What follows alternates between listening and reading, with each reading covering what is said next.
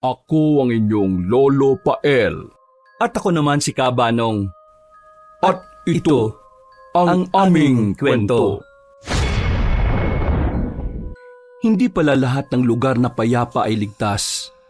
Akala ko perpekto na ang buhay namin sa baryo. Pero hindi pala. Dahil isang araw, biglang kinain ng buhay ng pinsan ko ang alaga naming manok. Nung una, akala ko ay may kakaiba siyang sakit. Pero hindi pala. May kinalaman ang ibinigay na ulam ng kapitbahay namin kaya siya nagkaganon. Kinailangan naming alamin ang punot dulo nito at kung paano lulutasin ang problema. Ako si Cristel.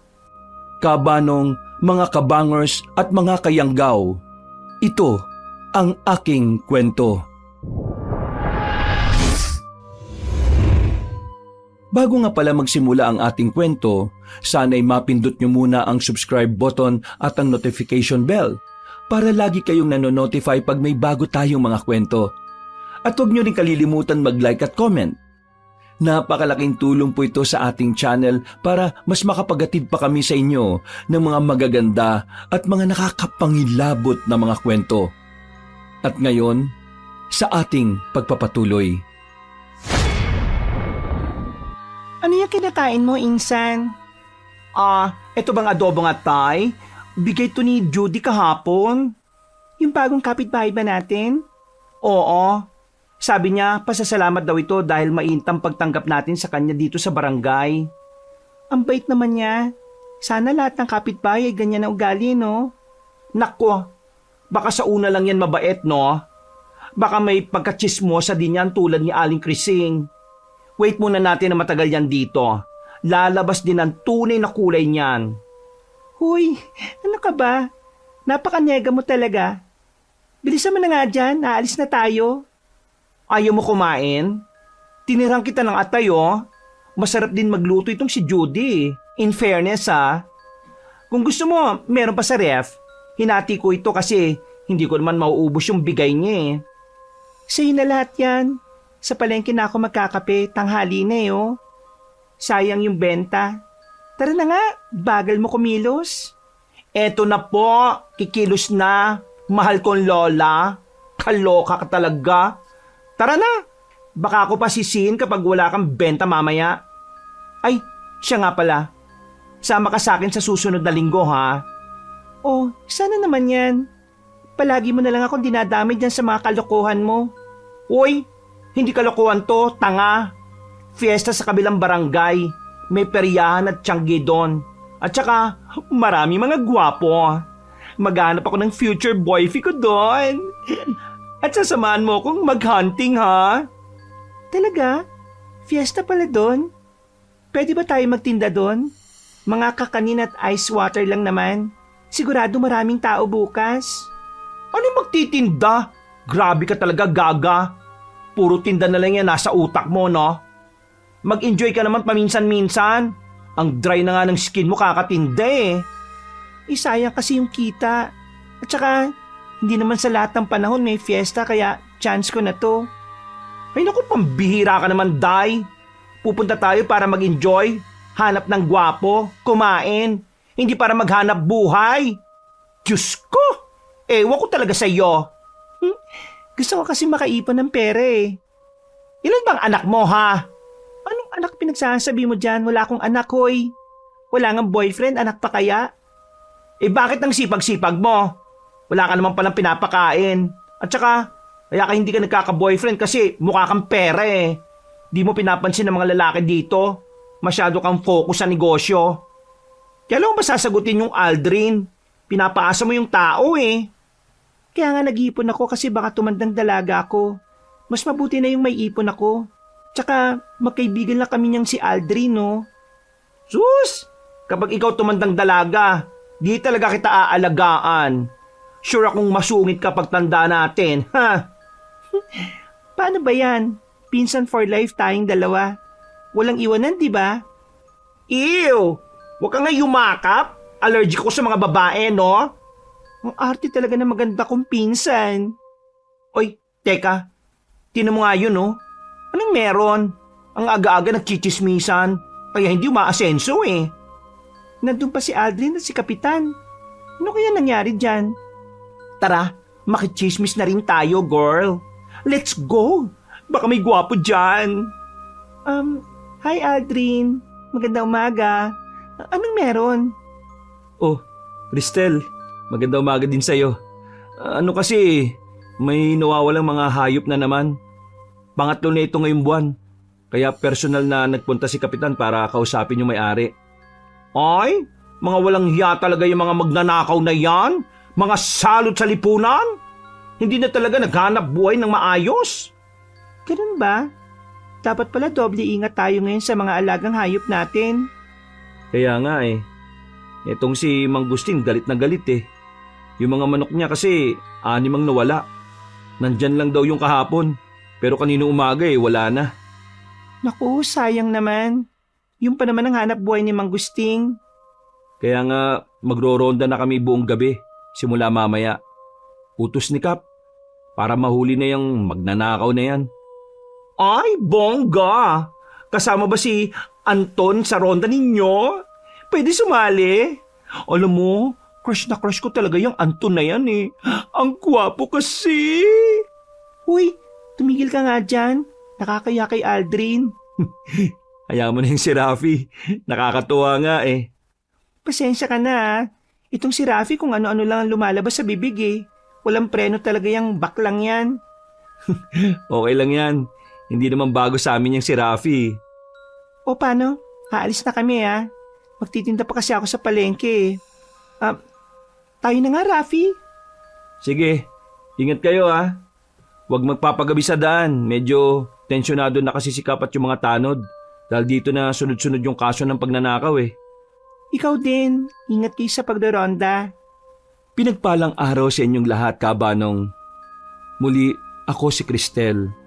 Isang ordinaryong mamamayan na nakatira sa isang barangay sa Kabisayaan. Uli lang lubos na ako at ang tangi kong kasama sa buhay ay ang pinsan kong si Rafi. Payapang lugar namin. Masaya mga tao kahit payak ang pamumuhay at kontento sa bawat biyayang natatanggap araw-araw.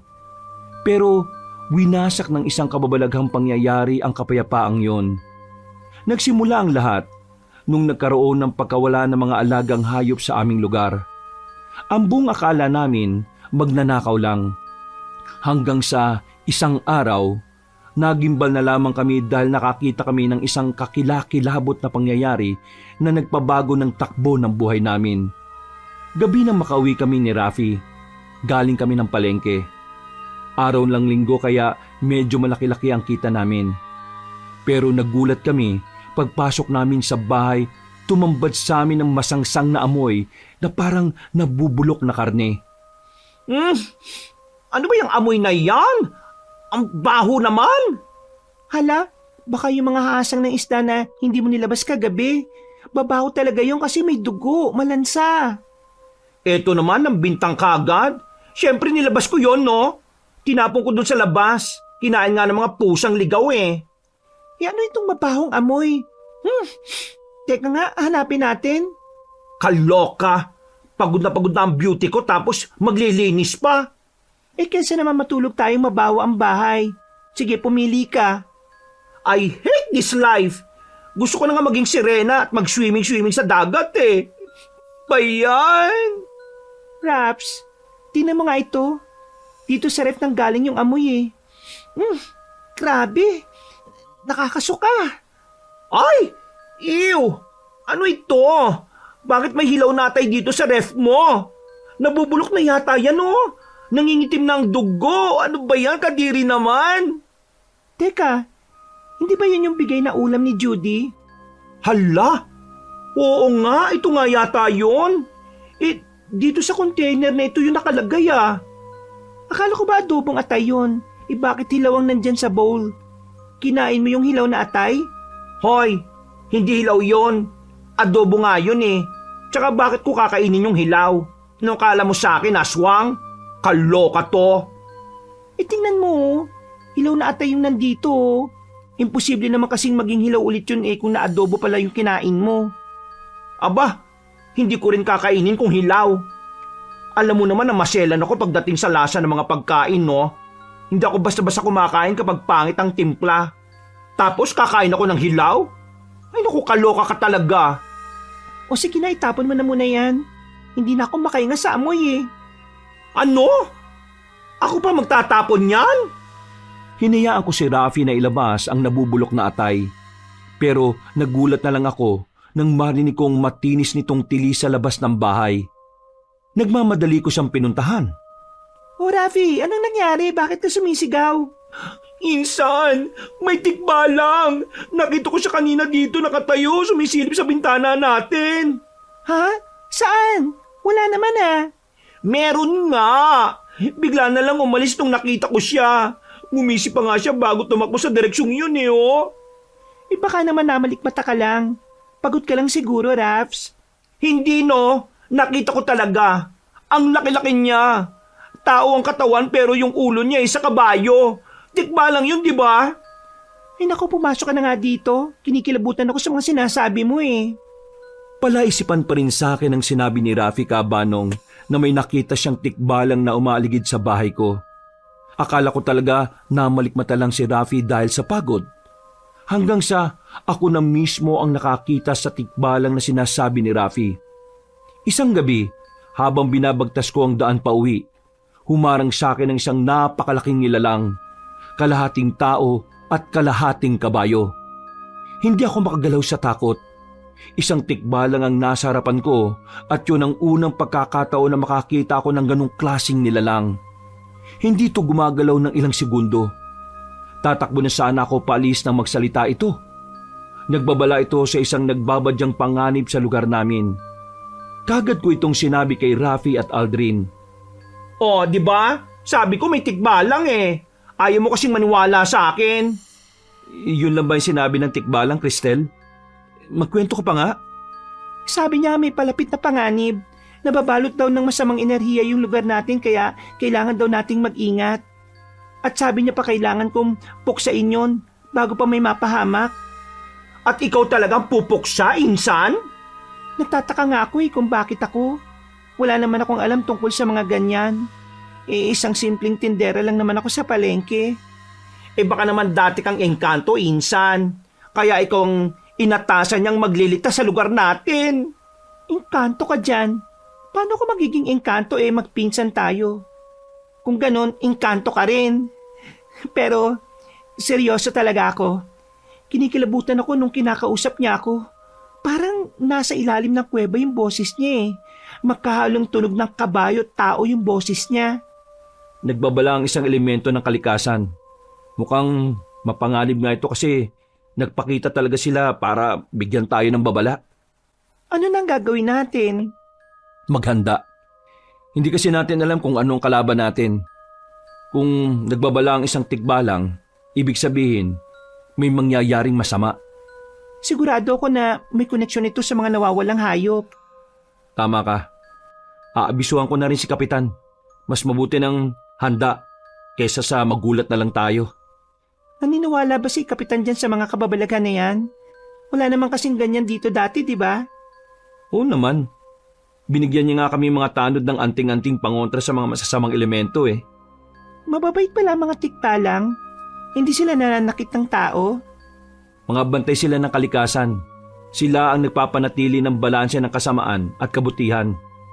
Kung mananakit man sila, may rason talaga yun. Kagaya ng ano? Kapag ginambala mo sila, o hindi kaya inabuso mo yung kalikasan, magagalit sila at maghihiganti. Baka sa susunod may kapre o duwende naman. Ewan ko na lang talaga. O paano? Aalis na muna ako. Magro-ronda kami ni Kapitan ngayong gabi. Sigurado, mas lalo pa nitong hihigpitan ng seguridad. Lalo pat may banta ng panganib dito sa atin. Kinabukasan, Lunes. Hindi ako nagpunta sa palengke. Day off ko kasi tuwing Lunes dahil wala masyadong namimili na tao. At saka, hindi ako mapakali doon sa tikbalang. Hindi pa rin ako makapaniwala na nagpakita yun sa akin at nagbigay ng babala. Nilibang ko na lang ang sarili sa paglilinis. Nang araw na yon, hindi naman inaasahan ang pagbisita ni Judy sa bahay ko.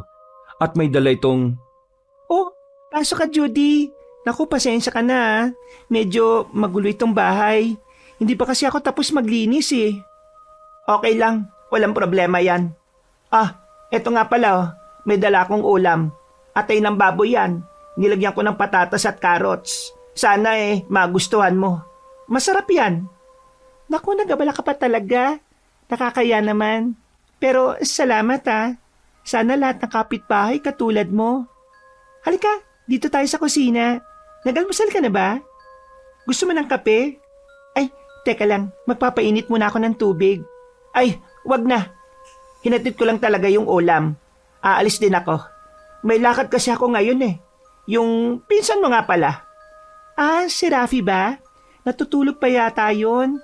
Tanghali na talaga yung gumising kapag hindi kami nagtitindi. Ganun ba? Siya kasi yung binigyan ko nung ulam nung nakaraan. O paano? Aalis na ako ha. Maraming salamat sa ulam ha. Hayaan mo, kapag may time ako next week, iimbitahan kita dito sa bahay. Nang makalis si Judy, ay kagad kong tiningnan ang ulam na bigay niya. Kalderetang atay na may maraming patatas at carrots nga. Inamoy ko yun at wala namang kakaiba sa bigay niyang ulam. Niligay ko na lang yun sa refrigerator at sakto naman na bumaba na si Rafi. Oh, gising ka na pala. Alam mo, kakaalis lang ni Judy. Nagatid na naman siya ng ulam eh. Kalderetang atay. Mukhang masarap. Yan na lang ang ulamin natin mamaya ah.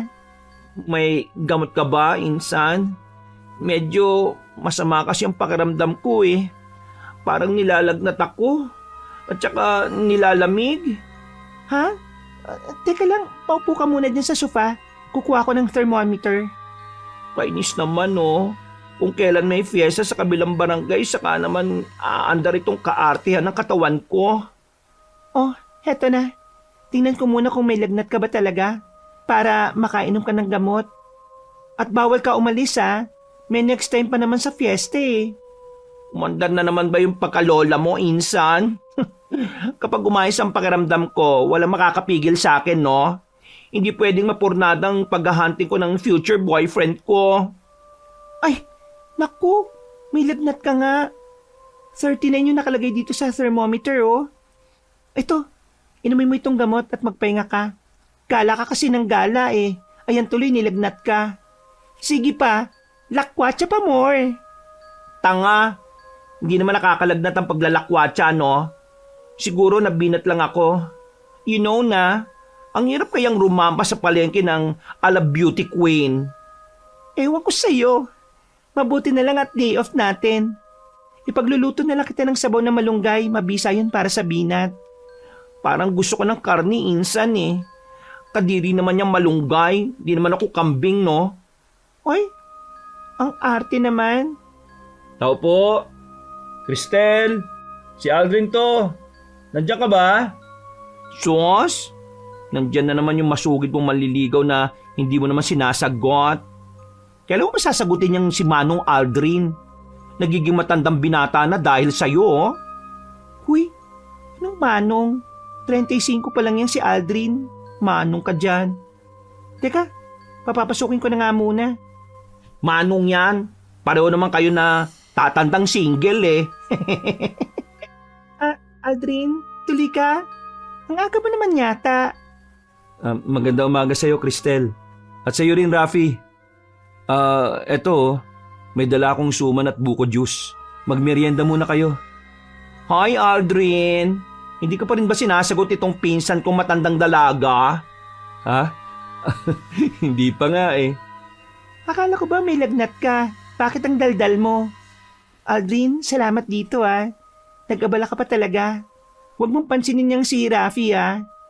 Lagnat lang to, girl. Hindi ako comatose para hindi makapagsalita. Ito talaga. Parang gusto mo na yata akong forever mahimlay ah. Nako, pagpasensya mo na yan si Rafi. Walang preno talagang bibig niyan eh. Nilalagnat na yan, pero ang ingay pa rin. Huwag ka mag-alala. Nasanay na rin ako sa kadaldalan niyang si Rafi. O ano, ready ka na ba? Oo. Ay, teka. Magbibis lang pala ako saglit. Teka. Ready para saan? Di ba nga sabi mo may fiesta sa kabilang barangay? Etong si Aldrin, may tita pala doon. Inibitahan tayo dahil may handaan sila. Pero dahil may lagnat ka naman, may iwan ka dito sa bahay. Sayang nga eh. Maraming dayo doon, maraming gwapo. Hoy, anong may iwan? Sama talaga ng ugali mo. Sasama ako, no?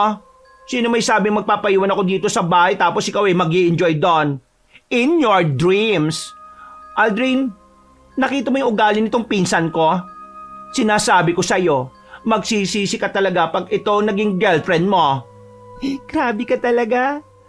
Ay naku, magbibihis na rin ako. Teka, maliligo pa pala ako. Hindi pwedeng susugod sa gera na mabaho. Pero sigurado ka ba na kaya ng katawan mo? Baka mas lalong mapasama ka lang. Kailangan mo magpahinga muna. Naku, huwag ka nang umasa dyan. Hindi yan magpapauli kapag lakwats ang pag-uusapan. Magdala ka na lang ng tubig at paracetamol. Medyo malayo ang kabilang barangay pero dahil may tricycle si Aldrin, ay mabilis kaming nakarating. Masaya, maingay at maraming nagtitinda. Mabait ang tita ni Aldrin at busog na busog kami dahil sa dami ng pagkain doon. May pabaon pang ang mga ulam at desserts ang tita nito sa amin. Nang medyo dumilim na, ay nagpaalam kaming umuwi dahil kailangan pa ni Rafi magpahinga. Mabuti na lang at hindi na bumalik ang lagnat niya. Nang nasa highway na kami, nang bigla namang na-flat ang dalawang gulong ng tricycle ni Aldrin. Wala kaming nagawa kundi maghintay ng masasakyan. Ay nako, kainis naman oh. Kung kailan dumilim saka naman na-flat. Bad trip. Hala, paano na yan? Parang wala nang talyer dito sa lugar na to. Grabe naman, 2 gulong pa talaga na flat. Ano nang gagawin natin ngayon? Pasensya ka na talaga. Wala akong dalang ekstrang gulong eh. Maghintay na lang tayo. Baka may dumaan na sasakyan para makauwi na tayo. Ay, ano pa nga ba? Pwede rin naman lakarin lang natin. Medyo malapit naman na tayo eh. Kesa naman maghintay tayo ng masasakyan. Baka walang dumaan. Ano Rafi? Ayos lang ba yun sa'yo? Eh may magagawa pa ba ako? Eh di maglakad. O tara na. Ako na magdadala ng ulam. Baka pagdating natin sa bahay naubos mo na yan. Oy, salamat pala sa pag-imbita sa amin ni Insan ha. Ang dami kong kinain karne kanina. Parang craving satisfied talaga. Wala yon. Sa susunod, iimbitahan ko kayo ulit. Birthday ng pinsan ko. Palagi yan sila naghahanda kapag may okasyon kasi may piggery ang tita ko eh. Ay, mabuti na lang medyo umayos ang pakiramdam ko. At least, hindi lang tiyan ko na busog, pati rin ang mga eyes ko. Naku, day, ang daming gwapo kanina. Nakita mo yung morenong nakapula doon sa bahay ni Tita Nelly? Siya yata ang dahilan kung bakit nawala yung lagnat ko eh. Kinilig ako, day. Kaibigan ko yon. Pero sorry kasi may girlfriend na yun eh. At buntis pa. Ikakasal na sila sa susunod na buwan. Ay, lupa nga eh, may titulo na agaw. Yan pa kayang hindi pa kasal? Manda siya sa akin. Uy, ang sama mo. Pero ang tanong, papatulang ka ba nun? Eh wala kang matres. Yung girlfriend buntis ng araw, di ba? Aba, minamalit mo ang talent ko, babae? Ano ba kasi yung talent mo? Di ka naman marunong magluto. Ay nako, ewan ko talaga sa'yo, Raps. Bilisan mo na nga dyan para makauwi na tayo. O teka, sandali lang. Huminto muna tayo. Ay, bakit naman? May problema ba? May nakita kasi akong tumakbo kanina dun eh. Tapos, biglang nawala. Ha? Baka naman mga bata lang yun na naglalaro. Tanga nito. Wala nang batang naglalaro sa ganitong oras. Halika, tingnan na lang natin. Baka pusa lang yon, Aldrin. Matatakotin din pala itong tanod natin eh, no? Hindi kasi bata yon. Malaking tao, tapos mahaba buhok. Doon tumakbo tapos biglang nawala. Di ko lang masyadong nakita yung mukha kasi madilim eh. Hayaan mo na yon. Bilisan na lang natin. Bakit kaya wala man lang dumaraan ng sasakyan dito? Nakapagtataka? Di ba ito naman yung dinaanan natin kanina? Sige na, dito lang kayo sa likod ko. Ang buong akala ko'y hayop lang yung nakita ni Aldrin. Naisip ko baka namalikmata lang siya. Madilim na parte kasi yun ng highway. Pero akala ko lang pala yun. Ganun na lang ang gulat namin na makarinig kami ng kakaibang tunog. Ay, ano yon? Narinig niyo ba yon? Parang halimaw. Saan galing yon? Narinig ko nga. Parang doon nang galing. Aldrin, pakilawan mo nga. Parang may nakita kong tao doon sa madilim eh. Wala namang tao eh. Hoy! May tao ba dyan? Hello? Hindi maganda kutob ko dito. Dapat talaga hindi na tayo bumiyahe. Doon na lang sana tayo nagpalipas ng gabi. Bakit naman? Narinig mo rin ba yon? Parang hindi naman tunog ng hayop yun eh. Kinikilabutan ako. Ano kaya yun? Bilisan niyo maglakad. Huwag na huwag kayong hihinto ah. Nasa likod lang natin sila. Ha? Sa likod? Ano ba yung sinasabi mo? Insan, natatakot na ako. Diyos ko. Hindi kaya aswang yon? Alam mo, marami akong naririnig na mga ganyan eh. Hindi na nakauwi dahil kinain ng mga aswang. Wala namang aswang eh. Pinagsasabi mo dyan. May kasama tayo dito. Hindi ko alam kung ano pero iba yung kutob ko. Kapag sinabi kong takbo, takbo kaagad kayo ah. Ay, as in? Etong si Aldrin naman, tinatakot mo kami. Tatakbo talaga? Aldrin, ano bang ibig mo sabihin? Pwede bang ipaliwanag mo? Wala na akong oras na magpaliwanag, Cristel. Sige na, takbo! Huwag kayong titigil! Nasa likod na natin sila! Ano? Bakit tayo tatakbo? Aswang! May aswang sa likod natin! Takbo na! Ang tanging naalala ko lang ng mga oras na yon ay ang paghila ni Aldrin sa akin habang tumatakbo. Nakasunod sa likod namin si Rafi na wala ring alam kung bakit kami tumatakbo at kung ano ang humahabol sa amin. Ang sabi ni Aldrin, aswang daw. Pero wala naman akong nakita. Pero doon na ako nagimbal nang humarang sa harapan namin ng dalawang tao. Hindi ko maaninag ang mukha nila. Hanggang sa itapat ni Aldrin ang flashlight sa direksyon nila. Doon ko nakita ang nakakatakot nilang mga mukha. Mapupulang mga mata, matutulis na kuko at mahahabang pangil. Akala ko sa mga palabas lang ang mga aswang. Nabubuhay pala talaga sila kasama ang mga tao. Hindi ko alam kung ano ang gagawin ko. Nakatayo lang ako habang nakatitig sa pangit nitong mga mukha. Anong mga yan? Sabihin mo sa akin, hindi totoo lahat ng ito. Sinasabi ko na nga be. Kanina pa ako kinukutuban na may aswang na sumusunod sa atin. Duda ko ngang sila ang dahilan kung bakit pumutok ang mga gulong ko eh. Iyo, ang papangit nila. Ano nang gagawin natin? Diyos ko, masyado ako maganda para maging ulam ng mga aswang. Tatakbo tayo. Bahala na. Wala tayong magagawa kundi takasan sila kung makakaya natin. Hindi natin matatalo mga halimaw na yan. Masyado sila malalakas. Bakit parang may alam ka tungkol sa mga aswang? Isang tagutugis ng aswang ang lolo at kuya ko. Hindi ko man namana yung pagiging tagutugis ng aswang nila. Pero pinamana naman nila sa akin ang mga kaalaman tungkol sa mga aswang na yan. Kaya hindi ako basta-basta mabibiktima. At itong punyal niya. Ano yan? Galing ito sa lolo ko. Ito ang bukod tanging sandata na ibinigay niya sa akin bago siya namatay. Ibig sabihin pwede itong gamitin laban sa mga aswang? Oo, may mga nakaukit na dasal dyan. Mabisa yan para mapatay ang mga aswang. Tatakbo lang ba tayo? As in, hindi natin sila lalabanan? Sigurado ko na mas mabilis yan kaysa sa atin eh. Maabutan pa rin nila tayo. Wala tayong magagawa dyan. Tumakbo kayong dalawa. Pipigilan ko sila para makatakas kayo. May sandata naman ako eh. Huwag mong sabihin makikipaglaban ka sa dalawang halimaw na yan. Huwag ka mag-alala. Gagamitin ko ito sa kanila. Hindi man ako tagatugis, pero tinuruan ako ng lolo ko na dapat palagi akong handa sa kahit na anumang sitwasyon. Sige na! Takbo na! Kinuha ko ang kamay ni Rafi at walang lingon-lingon kaming tumakbo kabanong. Hindi ko na alam kung ano ang ginawa ni Aldrin. Narinig ko na lang na umalingaw-ngaw sa katahimikan ng gabi ang sigaw nito na tila nasasaktan.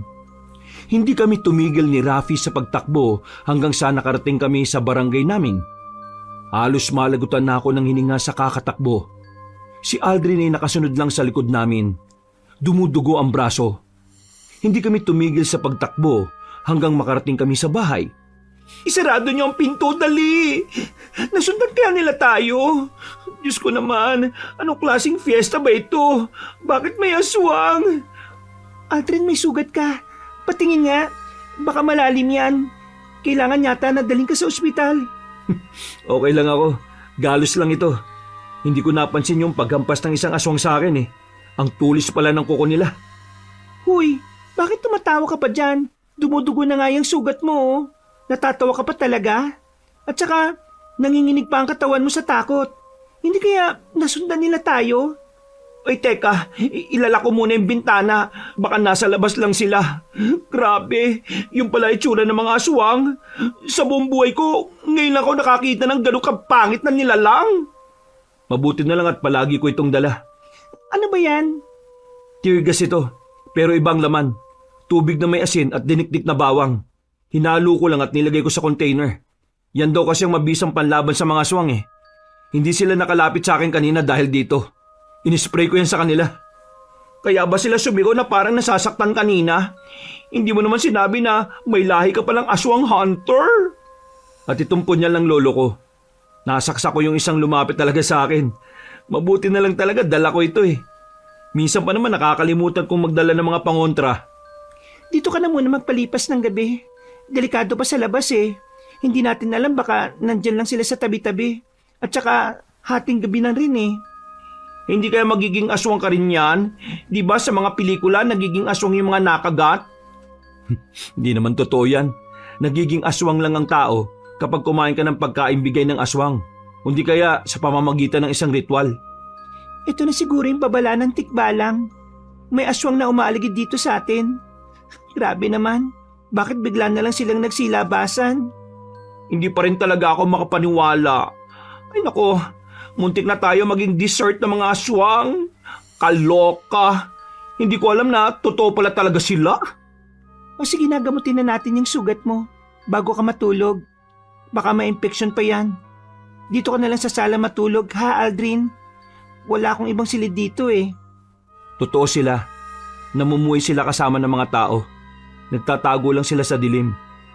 Hindi nagpapakita pero nandyan. Di ba sabi mo pangontra ng aswang yung bawang? Ilagay kaya natin to sa labas? Pwede. Para masiguro natin na hindi talaga nila tayo matutuntun dito. Mabuti na lang at parami akong bawang dito. Ito, Rafi. Ilagay mo sa mga bintana. Ako na maglalagay sa pinto. Sige, akin na. Ay, ang init. Bakit mainit yung bawang mo, girl? Aw, ang sakit ng daliri ko. Napaso pa yata. Hindi naman mainit to ah. Akin na nga. Ang arte mo talaga. Ako na nga maglalagay. Samahan mo muna si Aldrin dito. Sa mainit nga eh. Sungit talaga ng matandang ito. Hindi ako makatulog ng gabing yon, Kabanong. Paulit-ulit na bumabalik sa isip ko ang nangyari. Ang mga mukha ng mga aswang at yung takot na naramdaman ko habang tumatakbo papalayo sa kanila. Ni sa panaginip ay hindi ko naisip na mararanasan ko ang kagimbal-gimbal na pangyayaring yon. Buong gabi akong gising at pinakikinggan kung may kakaibang tunog sa labas ng bahay. Hanggang sa nagliwanag na ang kalangitan. Pagkababa ko ay sinalubong naman ako ng masangsang na amoy. Cristel, bakit ang baho dito sa bahay nyo? Nagising ako kanina dahil may umaalingaso na amoy eh. Nakalimutan mo yatang itapon yung basura nyo kagabi. Ako na magtatapon ha. Teka, wala naman laman ng basurahan ko kasi tinapon ko yung kahapon bago tayo umalis eh. Nung nakarang araw may ganitong amoy din dito sa bahay. Yung pala may nabubulok na karning atay sa ref ko. Bakit naman may nabulok na karne? At saka, hindi naman ganito katindi ang amoy ng nabubulok na karne ha. Nagtataka nga rin ako eh. Hindi ko maintindihan kung bakit may ganitong amoy ang bahay ko. Nakakaya tuloy sa'yo. Teka, maglilinis nga muna ako. Baka may patay na dagalang dito sa ilalim ng ref. Ay, kadiri! Galing sa loob ng ref ang amoy. Cristel, ayos ka lang ba? Ano nangyari? Patingin nga. Ang ulam na bigay ni Judy. Bakit naging hilaw yan?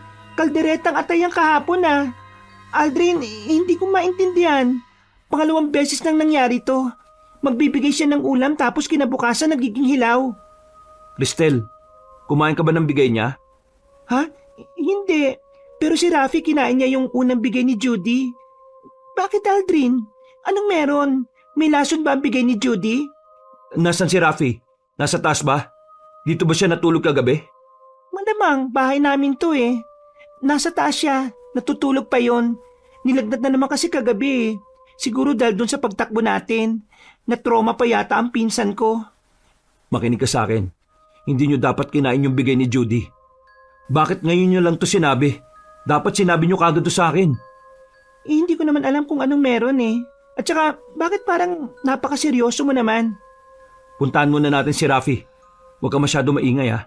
Tara, sa taas tayo. Kakusapin mo ba siya? Masama ang pakiramdam nun eh. Mamaya na lang siguro. Pwede bang magpaliwanag ka naman muna sa akin? Nagugula na kasi ako eh. Hindi pa nga ako nakarecover sa nangyari kagabi tapos dumagdag pa itong mga ulam ni Judy. O sige, ganito kasi yan. May duda kung aswang yang si Judy. At yung ulam na bigay niya, hinahawaan niya kayo sa pagiging aswang. Sigurado ka?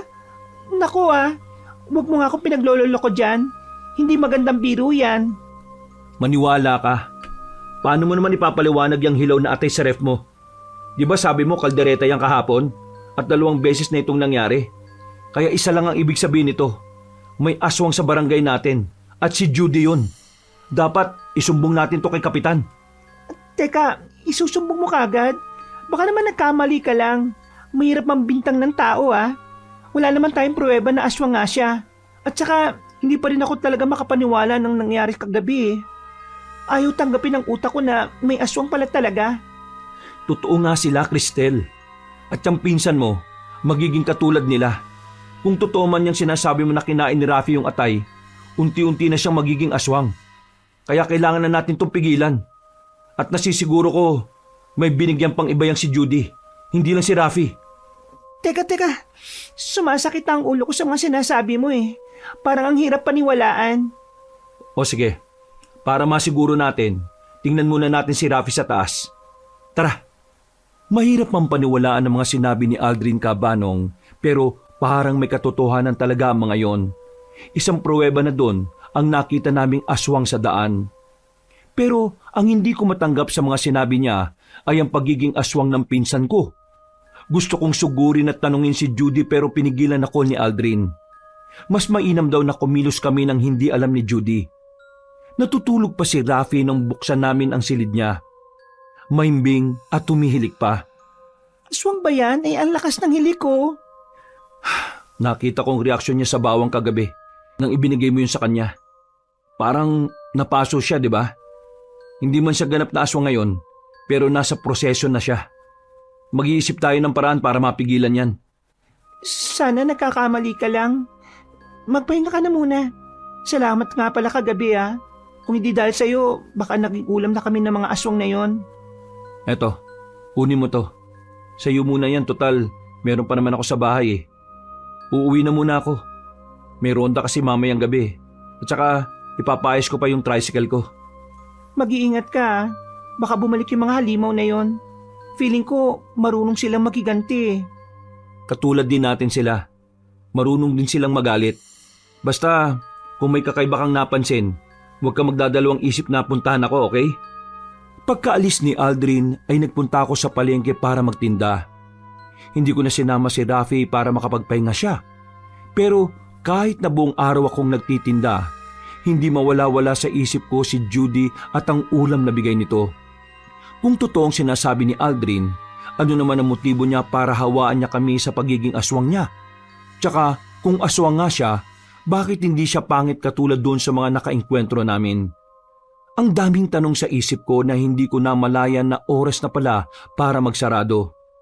Nagmamadali akong umuwi. Papadilim na at kahit na may mga ilaw naman sa daan, hindi pa rin nawawala ang takot ko. Ang buong akala ko ay makakahinga na ako kapag nakarating na ako sa bahay. Pero ganun na lang ang pagkagimbal ko nang bumungad sa akin si Rafi na, Rafi, hoy! Anong ginagawa mo dyan? Tumayo ka nga dyan.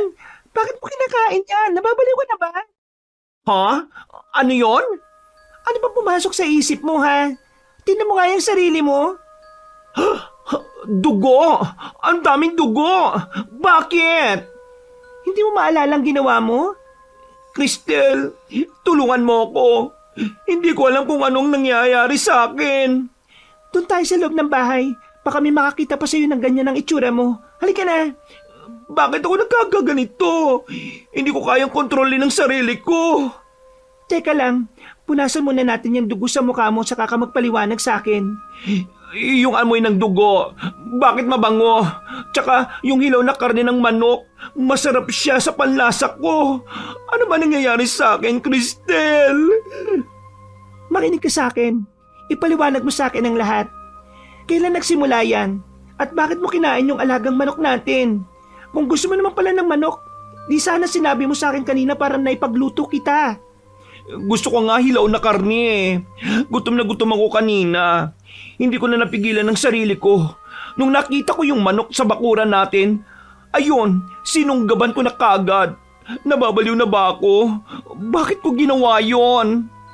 Halika nga dito. Payakap. Hindi ka nababaliw, Raf. May kababalagan lang na nangyayari sa lugar natin. At isa ka sa nabiktima. Pero huwag ka mag-alala. Gagawa ko ng paraan yan. Hindi kita pababayaan. Tulungan mo ko ha. Hindi ko na alam ang gagawin ko eh. Kahit na anong pigil ko, hindi ko magawa. Shh! Tahan na. Dito ka muna. Pupuntahan ko muna si Aldrin. Ha? Huwag mo sabihin sa kanya ha. Baka isumbong niya ako. Baka kung ano nang gawin nila sa akin. Hindi ko naman ito gusto eh. Tutulungan tayo ni Aldrin, Rafs. Pangako, hindi kanya isusumbong. Mas may alam kasi siya sa mga nangyayari sa'yo kaya kailangang ipaalam natin to sa kanya. Hindi ko alam kung baliw ba ako o halimaw ako. Hindi man lang ako nandiri sa dugo ng manok. Hindi na ako dapat mag-aksaya ng panahon. Kailangang ipaalam ko kagad to kay Aldrin na laging handang tumulong sa amin. Kinabukasan, nagpunta siya sa bahay at tiningnan ang kalagayan ni Rafi. Mabuti na lang at tuminahon nito kagabi at nakatulog. Pagkagising ni Rafi ay tila normal naman ito. Tama nga ang hinala ko. Kailangan malunasan kagad to. Habang hindi pa huli ang lahat. Nagpapakita na siya ng mga sintomas eh. Kailangan pa rin natin ng matibay na ebidensya. Hindi naman natin kasi pwedeng sugurin si Judy at kumprontahin na wala tayong hawak na pruweba. Sintomas ng ano? Pwede ba kahit konti paliwanag yun naman sa akin kung anong nangyayari? Mabaliw-baliw na ako kakaisip kung anong mali sa akin eh.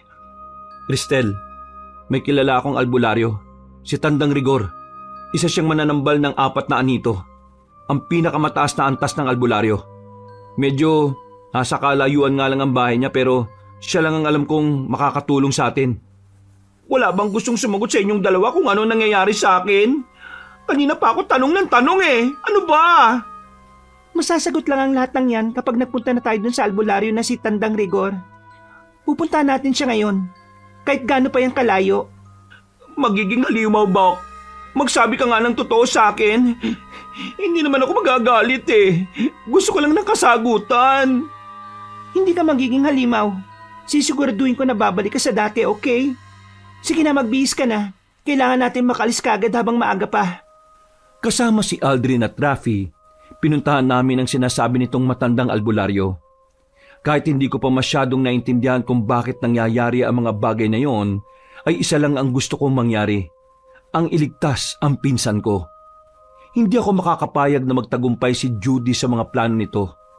Kung totoo man na aswang ito gaya ng sabi ni Aldrin. Nasa liblib na lugar ang bahay ni Tandang Rigor. Malayo sa mga tao at tanging mga halaman, puno at 3 aso lang ang kasama nito sa bahay. Sure ka na dito yon? Parang nakakatakot naman tong lugar ni Tanda. Hindi kaya aswang din ito? Sigurado ko, kaibigan niya ang yumao kong lolo. At minsan na rin niya akong dinala dito. Sandali lang, tatawagin ko. Tao po! Tao po! Nandiyan po ba si Tandang Rigor? Wala yatang tao eh. May nakatira pa ba dito? Oo, meron. May mga aso pa oh. Ibig sabihin, may taong nakatira pa sa bahay na yan. Hello? May tao po ba? Ay, bakit taol ng taol to mga aso sa akin? Shoo! Shoo! Alis nga kayo! Alis! Kalokang mga aso to. Lapain ko kayo dyan eh. May naamoy sila sa'yo. Kaya sila tumatawol sa'yo, Rafi. Ay, ganon? Anong amoy? Katulad dun sa mabahong amoy ng mga pangit na aswang? Ew! Mamahalin na pabango ko, no?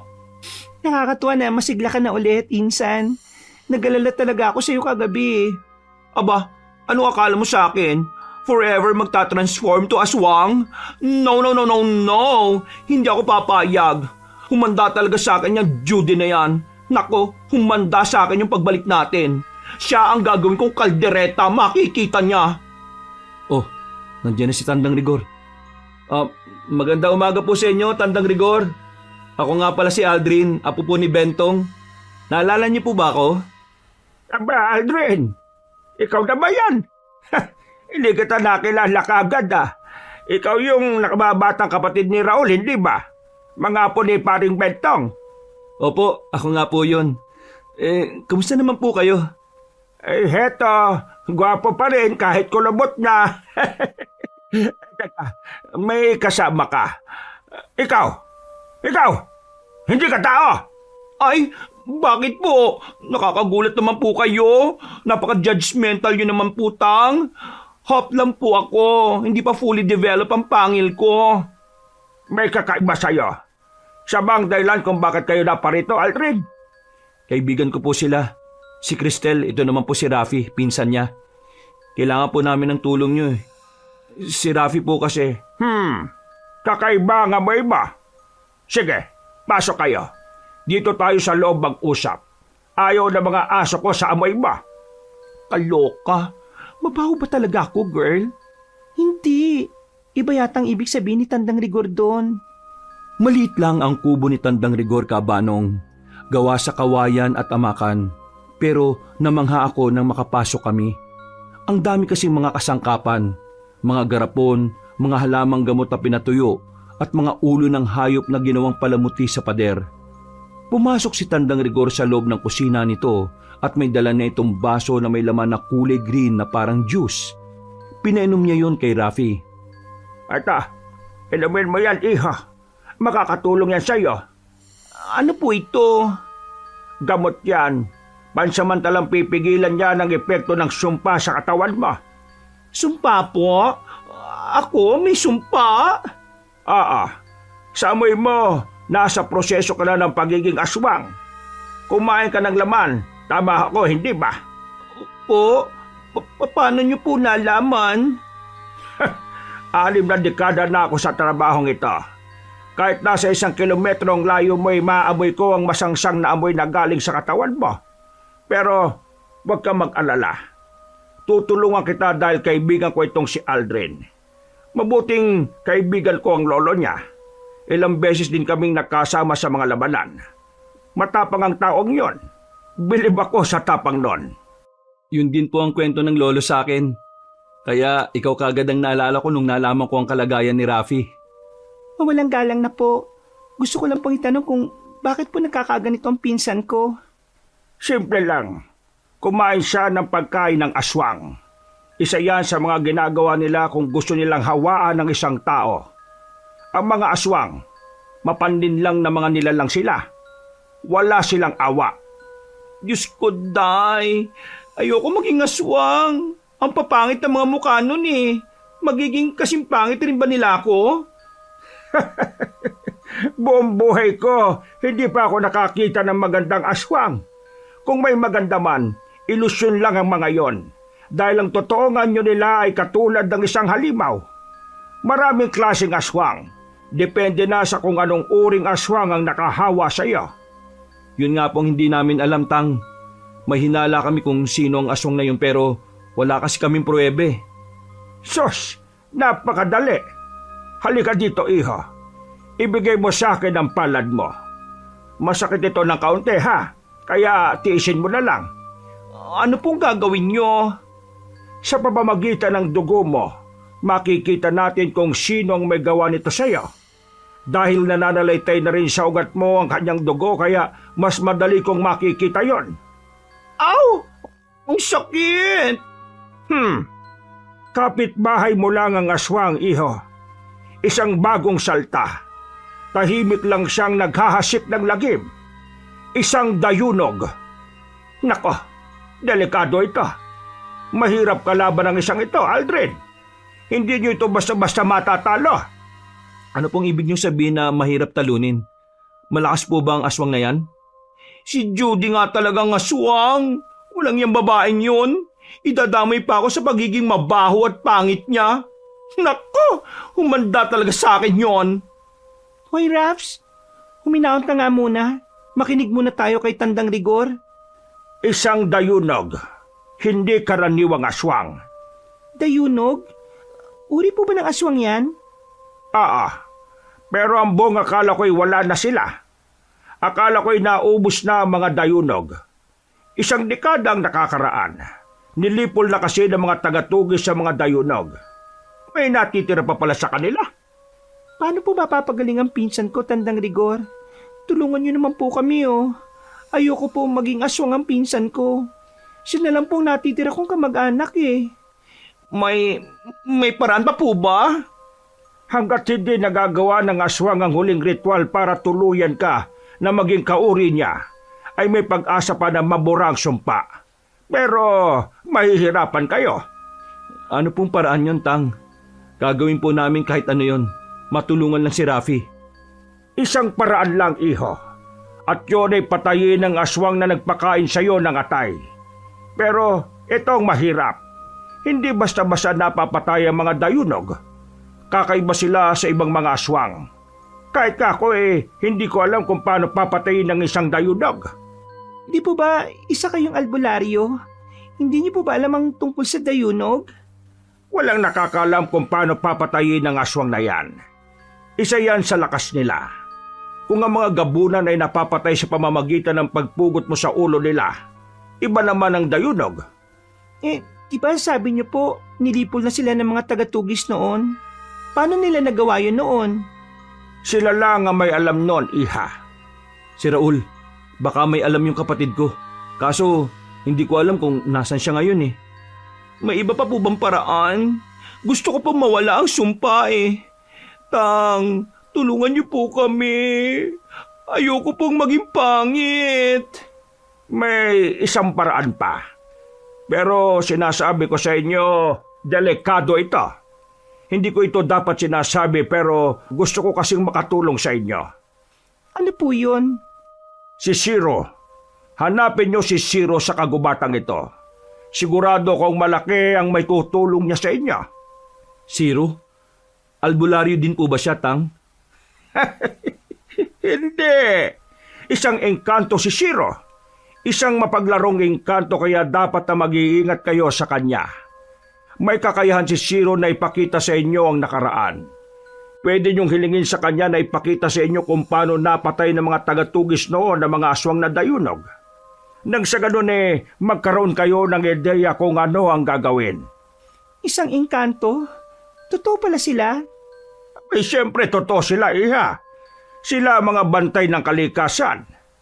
Ang iba mababait, may masasama, at meron ding mapaglaro kagaya ni Shiro. Ang lahat ng kahilingan ay may kapalit, kaya humanda kayo kung anong hihiligin niya. Masyado siyang tuso kaya nga mag-iingat kayo. Saan po namin siya mahahanap, Tang? Paano namin malalaman na siya na si Shiro? Nakatira siya sa puno na puno ng alitaptap.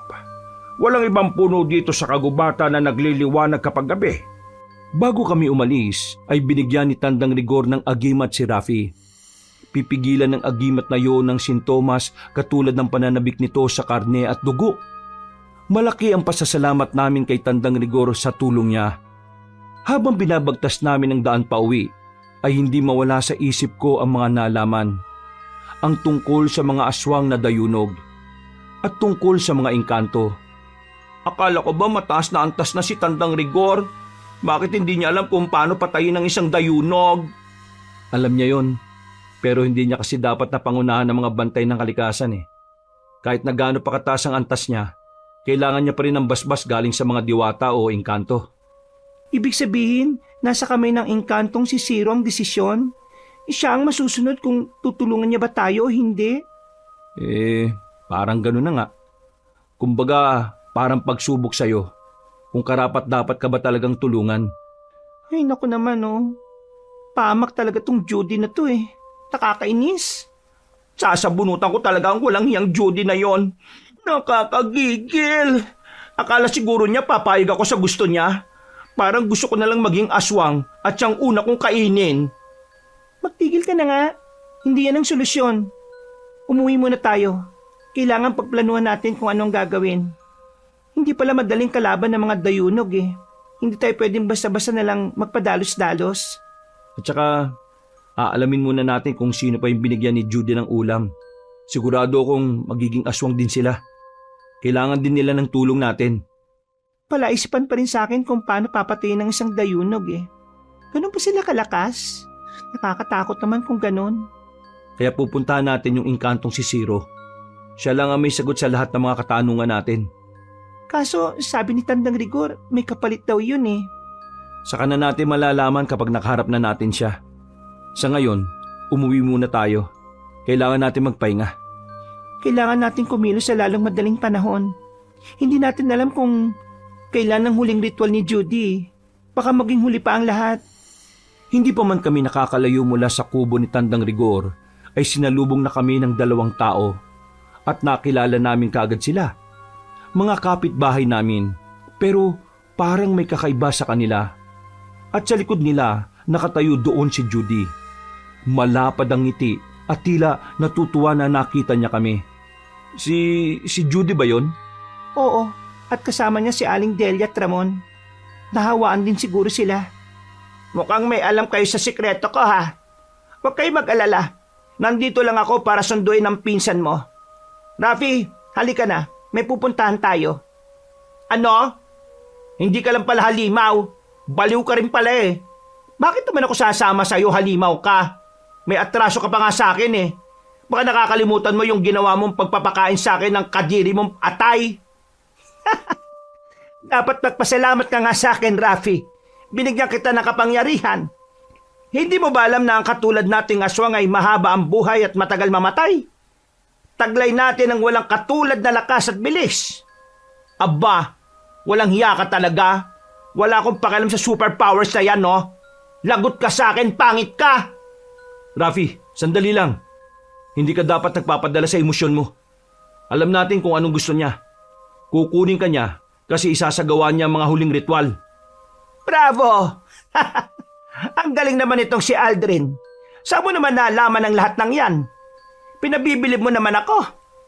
Tama ka. Huling ritual na. At pagkatapos nito, magiging aswang na itong 3 kong alagad. Hindi magtatagal dadami ulit ang uri ko at maghahari kami dito sa lugar niya. At ikaw, Cristel, ikaw ang hihuhuli ko sa lahat dahil espesyal ka sa akin. Ha? Ako? Ano pinagsasabi mo dyan? Hindi ka pa talaga nakontento sa pinsan ko, pati ako'y dadamay mo pa? Sa totoo nadamay lang ang pinsan mo. Ikaw talaga ang pakay ko. Matagal din kitang hinanap, babae ka. Ngayon, matutupad na ang pagiganti ko sa mga magulang mong walang kwenta. Huwag mong itama yung mga magulang ko dito. At bakit naman hindi? Wala ka palang alam kung gaano kasama ang mga magulang mo. Nakakatuwa naman. Mas magiging masaya ito. Anong ibig mong sabihin? Hindi masama ang mga magulang ko. Wala kang alam tungkol sa kanila kahit tumahimik ka. Ha, talaga lang ah. Mukhang ikaw yata ang walang alam kung ano ang totoong ugali ng mga hayop mong magulang. Mas masahol pa sila sa mga halimaw. Mabuti na lang na patay na sila. Huwag kang makinig sa kanya. Mapanlin lang sila. Ginagamit lang nila ang kahinaan mo. Kaloka? Parang baliw din pala tong mga halimaw. Feeling close ba naman sa tita at tito ko? Hoy, halimaw! Hindi ka magwawagi. Nakita mo to, ha? Isang agima to para hindi ka magtagumpay sa mga masasama mong balak. Tingnan natin. Kayong dalawa, ipakita nyo sa akin kung gaano kayo katapat na alagad. Patayin nyo sila. Unahin nyo ang lalaking yan. Nako, lagot, wala tayong sandata. Nakalimutan ko dahil sa pagmamadali. Kung kailan kailangan, saka naman nakalimutan, pambihira naman, Meron ako dito. Dala ko yung teargas na binigay mo, Aldrin. Itong kahoy na lang. Pwede na siguro to. Nakalimutan ko talaga magdala kahit itakman lang. Ayos lang yan. Hindi naman natin pwedeng saktan sila Aling Delia at Ramon eh. Mga kapitbahay natin sila. Hindi pa sila aswang. Iiwasan ko lang ang atake nila. Hahanap ako ng pagkakataon na makatakas sa kanila. Diyos ko, sina Aling Delia at Ramon, nagiging aswang na ba sila? Bakit may pangil? Hindi pa naman siguro. Ang sabi ni Tandang Rigor dadaan muna sila sa huling ritual. Lalabanan natin sila. Hindi pa sila ganap na aswang kaya hindi pa sila ganun kalakas. Handa ka na ba, Cristel? Rafi? Handa na. Walang atrasan na ito. Itong tear gas ang bahala sa kanila. Akin ang aswang na yan. Kanina pa nangangati yung mga kuko ko sa kanya eh. Hindi, akin siya. May alam siya sa mga magulang ko. Akong haharap sa kanya. Sige, patayin niyo na sila! Hindi ko alam kung saan ang galing ang tapang ko ng mga oras na yon, Kabanong. Nang makaharap ko si Judy, naghalo ang takot at galit ko sa puso ko. Takot dahil alam kong kaya niya akong patayin dahil isa siyang halimaw. At galit dahil sa mga sinabi niya tungkol sa mga magulang ko. Nasa gitna kami ng masukal na gubat, walang ibang tao at papadilim na. Gamit lamang ang tear gas, matapang ko siyang hinarap. Sa tingin mo ba kaya akong patumbahin ang spray mo? Ang liit naman ang tingin mo sa akin. Katulad ka rin ng mga magulang mo. Hindi ko alam kung bakit nasabi mo na masama ang mga magulang ko. Pero nagkakamali ka doon. Mabubuti silang mga tao. Hindi sila nananakit na katulad mo na isang aswang. Mamamatay tao ka. Ha! Daming satsat. Labanan mo ako. Tingnan natin kung sino ang mas malakas. Bakit kilala mo mga magulang ko? Kilala sila ng maraming aswang. Sa katunayan, marami ang naghanap sa'yo para maghiganti. Mabuti na lang at naunahan ko silang lahat. Rinig ko sa likod ko ang sigaw at ungol ni na Aling Delia at Ramon. At ganun na rin ang mga malulutong na mura ni na Rafi at Aldrin. Nanginginig ang mga kamay ko na itinutok sa kanya ang tear gas na dala ko. Katawa-tawa ka talaga. Ano ba laman yan? Alkohol? Perfume? Walang bisa yan sa akin. Etong sa'yo. Humanda ka kapag nahuli kita. Gagawin kitang alipin ka. Alcohol pala Etong sa'yo halimaw. Tanga, hindi alcohol ang laman ito. Natamaan siya sa muka at leeg at ganun na lang ang sigaw niya. Umuusok at namumula ang balat niya. Ano yan? Bakit ang init? Di ba sabi mo alcohol? Eto pa Ang sakit! Bawang! Walang yaka! Napakatuso ba? Yan ang napapala sa mayabang na katulad mo. Eto pa! Dinikdik na bawang at asin ang laman ng tear gas na ito. Hindi alkohol. Tanga! Eto pa kainin mo lahat yan. Ang init! Ay, bongga mo naman, insan. Naisuan mo ang pangit na yan? Babalikan kita, hayop ka. Hindi ba tayo tapos? Humanda ka sa akin, Cristel. Isusunod kita sa mga magulang mo. Sigaw ng sigaw si Judy habang tumatakas ito kasama ang kanyang dalawang alagad. Napaupo naman ako sa lupa. Nangihina ang mga tuhod ko dahil sa takot. Hindi ako makahinga ng maayos sa nerbiyos. Muntik na ako doon. Cristel, ayos ka lang ba? Hindi ka ba nasaktan? Ayos lang ako. Ravi, insan ikaw, hindi ka ba nasaktan? Nagtataka nga ako Bakit? Cristel, bakit ang lakas ko? Feeling ko ang gaan ng kamay ko at ang lakas ng suntok ko. Dahil sa agimat yan. Nagbibigay ng proteksyon ng agimat sa sino mang nagsusuot nito. Meron din ako niyan. Ito patagal ko na itong sinusuot. Tinatago ko lang sa ilalim ng damit ko. Ganon din bang epekto nito sa'yo? Sabog ang mukha ni Ramon kanina Girl, feeling ko nga natanggal ang ngipin niya dahil sa lakas ng suntok ko. Tara na, alis na tayo. Madilim na Baka bumalik ang mga yon. Kailangan pa nating hanapin si Zero. Patatagalan pa tayo dahil hindi naman natin alam kung nasaan ang tirahan niya. Aldrin, makakaya kaya natin to? Bakit atras ka na? Hindi pa nagsisimula ang totoong laban. Naisip ko kasi mga ordinaryong tao lang tayo. Wala tayong alam tungkol sa mga ganitong klaseng bagay. Hindi naman kita pababayaan Nakaalalay lang ako palagi sa'yo. At saka, nandyan rin naman si Rafi. Magtutulungan tayo. Aswang, engkanto, tapos tayo tao lang. Walang lakas at kapangyarihan. Paano natin matatalo sila? Wala nga tayong kapangyarihan pero may malasakit at pagmamahalan tayo sa isa't isa. Cristel, yun ang kapangyarihan natin. Tama si Rafi. Kayang-kaya natin si Judy. Ang swerte ko't nandyan kayo. Ano kayo mangyayari sa atin pagkatapos nito? Baka maging sikat tayo. Aswang Hunters! Loko ka talaga. Wala namang nagiging sikat sa pagiging manunugis eh. Walang naniniwala sa mga aswang. Sa bagay, ako nga nung una, hindi talaga naniniwala na may aswang eh. Nang gabing yun ay bumalik kami sa bahay. Pinuntahan din namin ang bahay na tinitira ni Judy pero walang tao doon. Siguro, nagtatago na dahil may nakaalam na ng sikreto niya. Nakausap din namin ang kamag-anak ni Aling Delia at Ramon. Nagtataka sila dahil 2 araw na pala itong hindi umuwi. Nagro-ronda na mga tanod sa buong barangay para sa karagdagang kaligtasan. Gabi na pero gising pa rin ako, Kabanong. Naging mailap na ang antok sa akin simula nang nalaman ko ang tungkol kay Judy. Kukuha sana ako ng gatas sa kusina para makatulog at nandun din pala si Aldrin at nagkakape. Kape? Ayaw mong matulog? Sanay na ako sa ganito. Baka nakakalimutan mo, isa akong tanod. Sanay akong nagpupuyat. Hindi ako makatulog eh. Magtitimpla nga sana ako ng gatas. Ako na, maupo ka na lang dyan. Salamat ah. Alam mo, ang bait mo. Naku, huwag kang magsalita ng ganyan.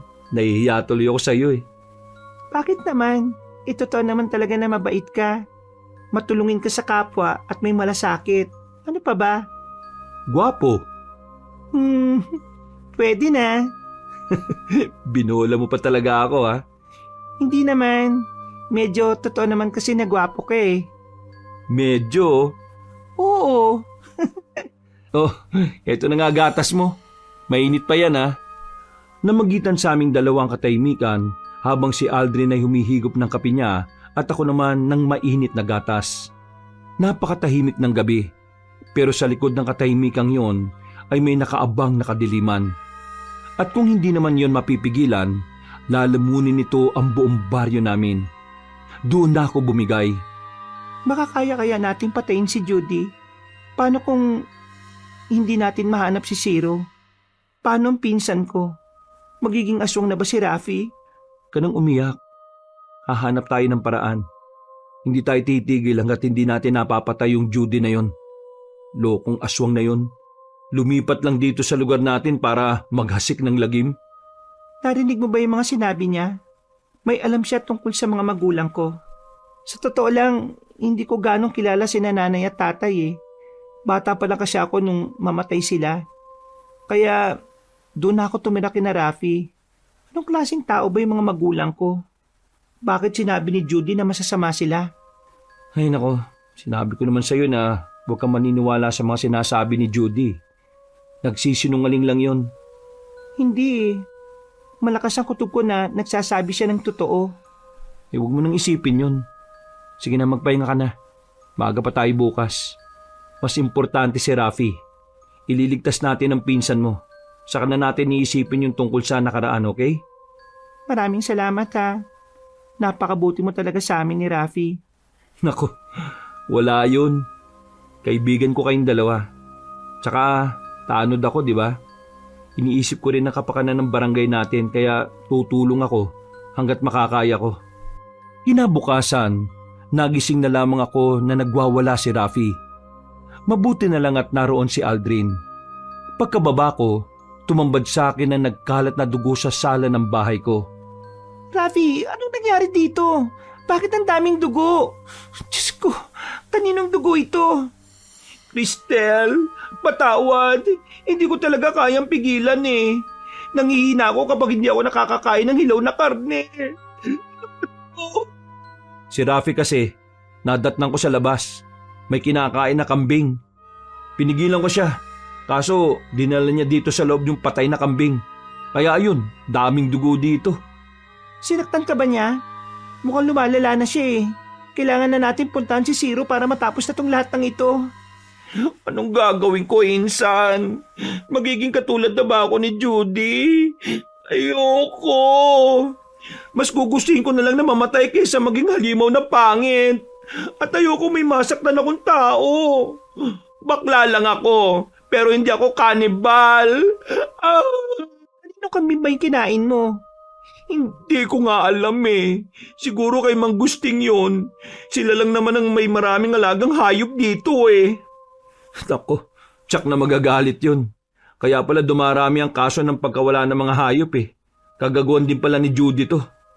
Aldrin, pwede bang tulungan mo akong maglinis dito? Rafi, magpahinga ka na muna dyan. Pero wag mo kaming kakainin ha. Pinsan mo pa rin ako ha. Tanga, pwede ba kitang saktan eh? Ikaw ang ate ko. Pinapaalala ko lang yun sa'yo. Baka kasi nakalimutan mo, bigla mo na lang akong sunggaban. Laman ng hayop ang hinahanap ng sistema ko. Sana naman mawala na yung sumpa na yan, no? Pero nagtataka nga ako eh. Akala ko ba kapag suot ko ang agimat, hindi na ako magkikrave ng laman? Oo nga, no? Wala na bang bisa yan? Gusto ko na lang talaga matapos to eh. Oh, itong towel, Rafi.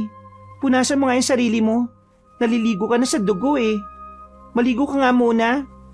Sige, ako nang bahala maglinis dito, Cristel. Hindi, tutulungan na kita para mas mabilis. Tapusin natin to ngayong gabi, Aldrin. Hindi naging madali ang paghahanap kay Zero. Yun ang unang beses na haharap kami sa isang engkanto. At sa totoo lang, kinakabahan ako. May kapalit ang bawat hiling. Ano kaya ang gusto niyang kapalit? Yun ang paulit-ulit na tanong sa isip ko, Kabanong. Sa tingin mo, anong kapalit kaya ang hihilingin ni Zero? Wala rin akong ideya eh. Sana naman hindi mahirap ibigay. Kailangan pa naman natin ng tulong niya. Baka naman pwedeng utang na lang. Ewan ko. Sana nga pwede. Okay ka lang ba, Raps? Wala ka bang ibang nararamdaman? Well, ayos lang ako ngayon. Huwag ka mag-alala, Insan. Di kita type kainin, no? Matandang dalaga ka na kaya. Sure ako, makunat na ang kalamnan mo. Nangya ka talaga. 25 pa ako, no? Hindi pa matandang dalaga yan. Huwag ka kasi masyado mag-alala. Pinapatawa lang kita.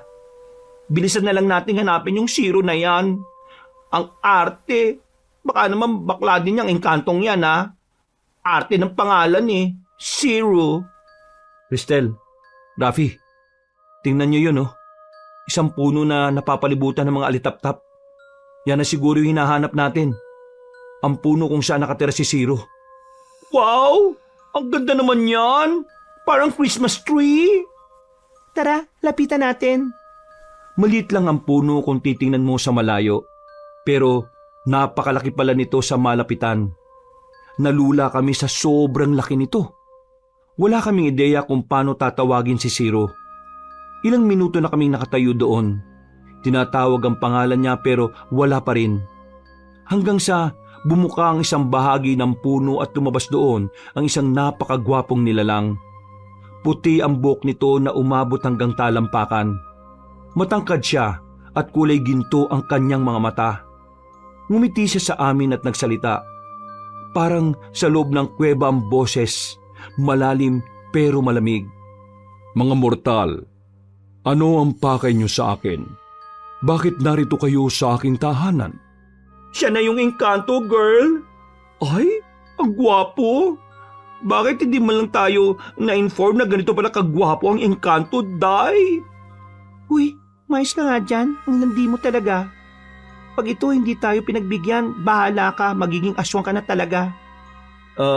Ikaw ba si Zero? Yung engkantong may kakayahan na ipakita ang nakaraan? Yan ba ang pakay niyo sa akin? May gusto kayong malaman mula sa nakaraan? Opo. Kailangan namin ng tulong mo, Zero. Ikaw lang ang makakatulong sa amin ngayon eh. Tulong.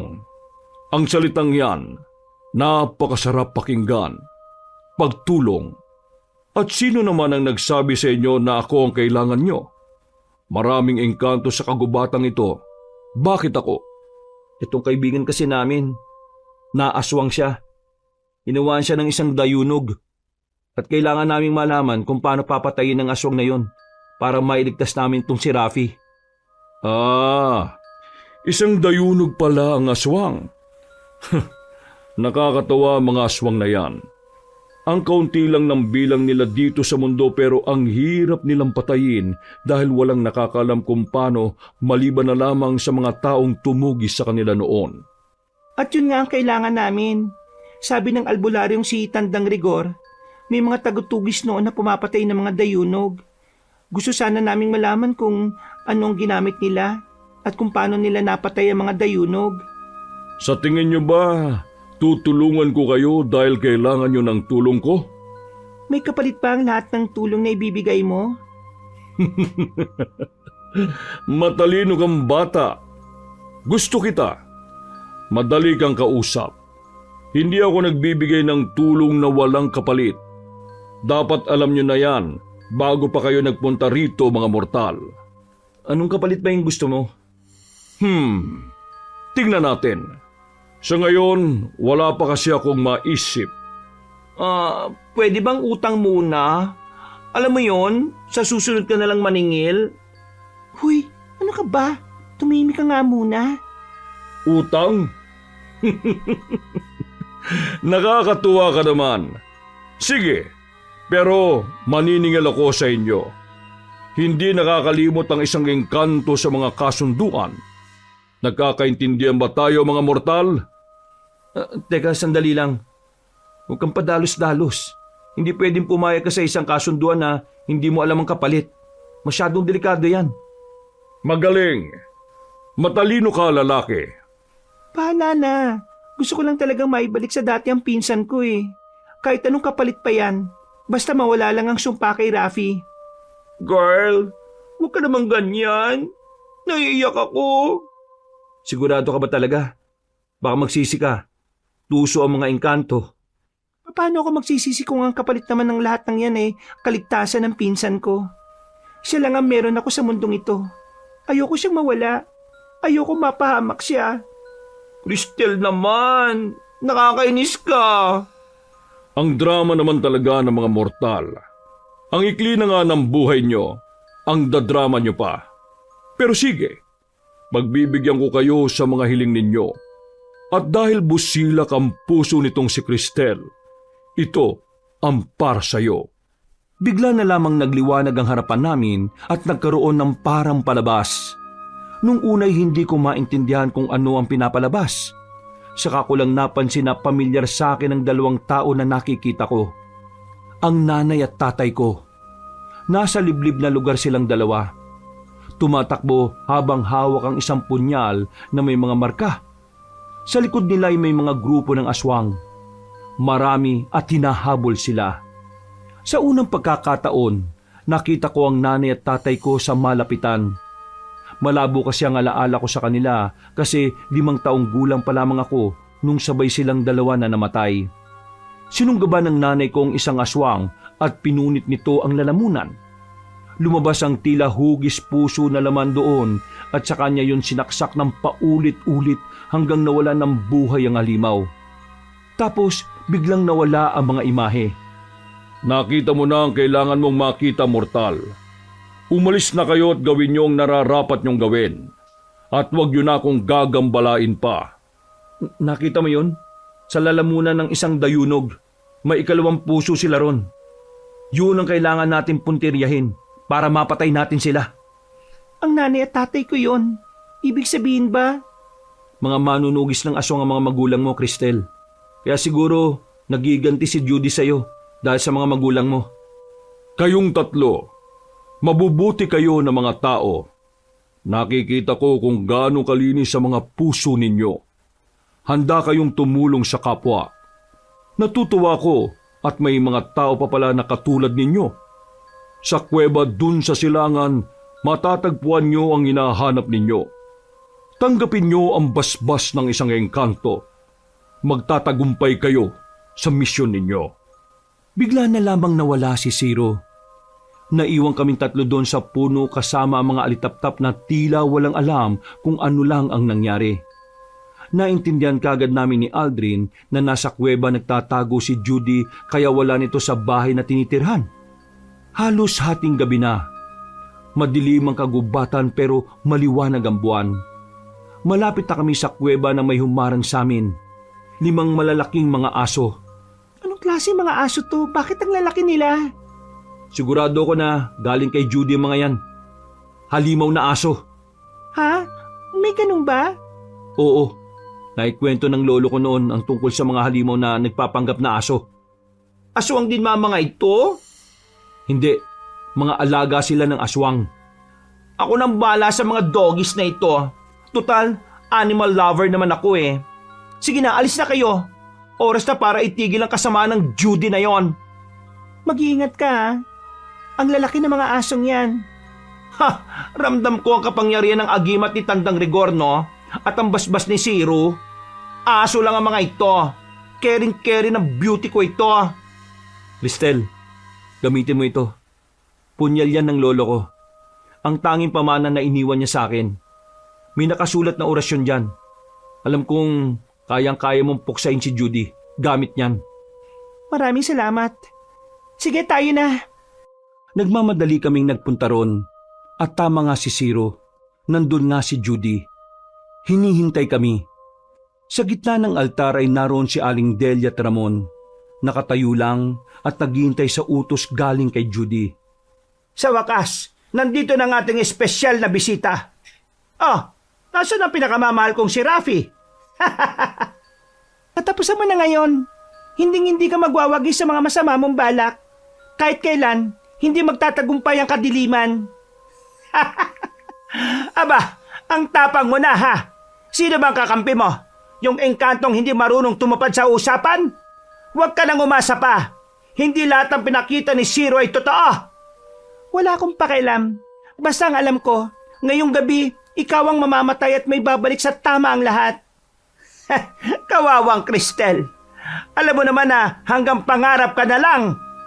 Kung ayaw mong mamatay, umalis ka na dito sa lugar namin at bawiin mo ang sumpa. Ha!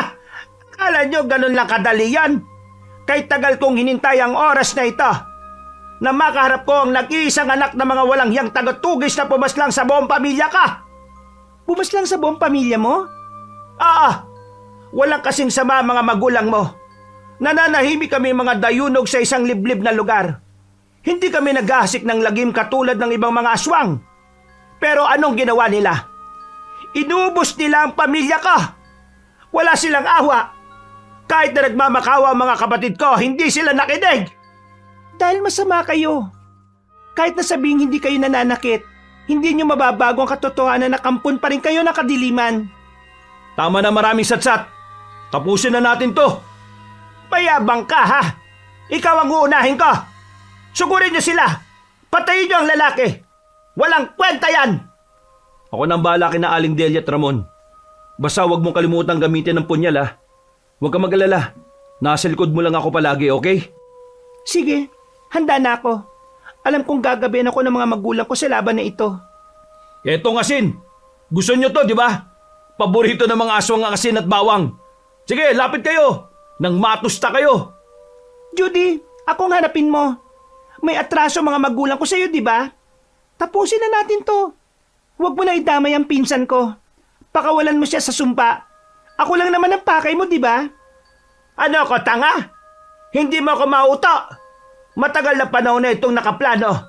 Ikaw ang magiging alipin ko. Gagawin kitang aswang at ipaparamdam ko sa iyo kung gaano kahirap maging alipin sa laman at dugo ng tao. Pero hindi pa huli ang lahat para sa iyo. Kung sumuko ka lang ngayon at umalis, walang masasaktan. Sumuko? Uubusin ko kayong lahat! Napakasama mo talaga. Akala ko pa naman mabait ka. Itong para sa iyo, Cristel. Ipapakita ko sa iyo ang totoong kapangyarihan ng isang nagiganting dayunog. Nakita ng dalawa kong mga mata ang pagbabago ng anyo ni Judy Cabanong. Sa harap ko mismo. Humaba ang katawan niya at bumaluktot ang galugod.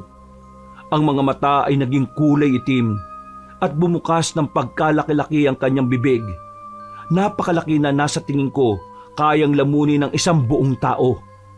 Nagbugay ito ng masangsang na amoy. Katulad doon sa naamoy ko sa bahay namin. Inilabas ko kagad ang punyal.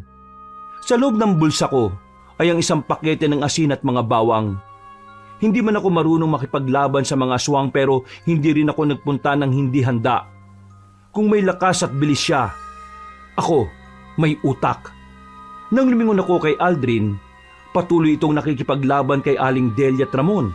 Pero napansin ko na hindi sinasaktan ng mga ito. Panay-ilag lamang siya sa mga atake habang paulit-ulit na sumusulyap sa kinaroroonan ko. Sige, lumapit ka pa. Hindi ako natatakot sa iyo, aswang. Ha! Mayabang! Wala ka namang binatbat. Etong nababagay sa iyo. Malaki ang bibig mo. Saktong-sakto tong bawang ko. Kainin mo ito, halimaw! Ibinato ko ang ilang piraso ng bawang sa loob mismo ng nakangangan nitong bibig.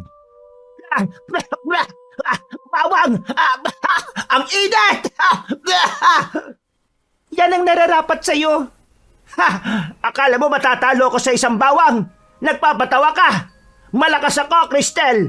Hindi mo ko basta-basta matatalo. Ang mga kuko ko may lason. At ito ang papatay sa iyo! Cristel, mag-ingat ka! Umilag ka! Ang sakit! Ang braso ko nasugatan! Hindi lang yan ang aabuti mo sa akin. Nagbago na ang isip ko. Imbis na gawin kitang alipin, ipapakain na lang kita sa mga alaga kong aso. Eto pa! Tulong! Ha? Ang haba ng dila niya na. Lalamunin ka niya, Cristel. Gamitin mo ang punyal. Itarak mo na sa lalamunan niya. Wala ka ng kawala. Sa wakas, may pagiganti ko na rin ang mga kapatid kong inosyenteng pinatay. Judy, hindi naman kasi dapat tumabot sa ganito eh. Alam kong galit ka, pero nakaraan na yon. Anong nakaraan? Mata, laban sa mata. Buhay ang kapalit ng buhay na kinitil. Kaya ngayon, katapusan mo na. Ang mahaba kong dilang magdadala sa iyo sa impyerno. Yun ang akala mo. Sige, kainin mo ako. Yun naman ang gusto mo, di ba? Mamamatay ka! Napakahaba ng dila ni Judy. Pumulupot yon sa katawan ko. Pero siniguro ko na hindi kasama ang kabilang braso ko na may hawak ng punyal. Halos hindi na ako makahinga sa higpit ng pagkakapulupot ng dila niya. At ang nakakasulasok na amoy ay umatake sa ilong ko. Gusto ko nang masuka kabanong. Pero tiniis ko ang sakit at mabahong amoy hanggang sa makakita ko ng pagkakataon na sunggaban ng lalamunan niya. Konti na lang. Lapit pa. Huwag ka mag-alala. Isusunod ko ang mga kaibigan mo at magiging reyna ako sa lugar ninyo. Yun ang akala mo. Sa tingin mo ba papayag na lang ako na mamatay sa ganitong paraan? Nagkakamali ka, halimaw. Ito na ang katapusan mo. Buong lakas kong itinarak ang punyal sa lalamunan ni Judy. Naramdaman ko ang malakas na pintig nito. Sapul ang ikalawang puso nito na nasa lalamunan. Kitang-kita ko ang pagkabigla sa mukha niya at ang panlalaki ng kanyang mga mata. Hindi nito inaasahan ang ginawa ko. Lumuwag ang pagkapulupot ng dila niya sa akin at bumagsak ako sa lupa. Paano mo nalaman? Hindi mo dapat alam yan. Sinabi ko naman sa iyo eh. Hindi ako papayag na magwagi ka. Walang nakakalam tungkol dyan. Meron. Ang mga magulang ko. At kakampi ko sila sa laban na ito, Judy. Patuloy ang pag-agos ng itim na dugo mula sa lalamunan ni Judy. Pilit pa rin itong tinatakpan ng leeg para maprotektahan ang ikalawang puso nito. Pero huli na ang lahat. Nasaksak ko na yon. Hindi pwede. Paalam, Judy. Kahit papatayin mo ako, may darating pang ibang mga aswang para maghiganti sa iyo. At buong tapang ko silang haharapin. Mga manunugis ng aswang ang nanay at tatay ko. Nananalitay sa mga ugat ko ang dugo nila. At sisiguraduhin ko na sa bawat aswang na lalapit sa akin, makikilala nila kung kaninong anak ang kinakalaban nila. Masyado kang mayabang. May araw ka rin. Sa huling pagkakataon, hinati ko sa dalawa ang puso ni Judy. Tumirik ang mga mata nito at nalugutan ng hininga. Nangihina akong bumagsak sa lupa. Kagad na lumapit si Aldrin sa akin at tinulungan akong tumayo. Nagtagumpay ka, Cristel. Ang tapang mo. Mas lalo yata akong na-inlove sa'yo ah. He, loko ka talaga. Si Ramon at Aling Delia nasaan na? Ayun oh, nawala na lang bigla ng malay yung dalawa. Sa tingin mo, Nawala kaya ang sumpa sa kanila? Panigurado. Tingnan mo nga yan si Judy, oh. Napatay mo yung aswang. Nagmana ka talaga sa mga magulang mo, Cristel. Tama na nga, umuwi na tayo. Pagod na pagod ako eh. Tara, tulungan na kita. Teka, si Rafi, nakita mo ba? Bakit wala siya? Nasaan ang pinsan ko? Naiwan siya kanina doon kasama mga... Pinsan! Aldrin! Nandito ba kayo? Diyos ko! Nandito lang pala kayo? Kanina ko pa kayo hinahanap eh. Nasaan na ba yung atribidang aswang na yon? Google Pin ko yon. Nakahinga ako ng maluwag nang makita kong maayos ang lagay ni Rafi. Gusto kong maiyak dahil sobrang pag-aalala ko para sa kanya. Sinulyapan ko ng isang beses pa ang patay na katawan ni Judy. Hindi na ito bumalik sa anyong tao.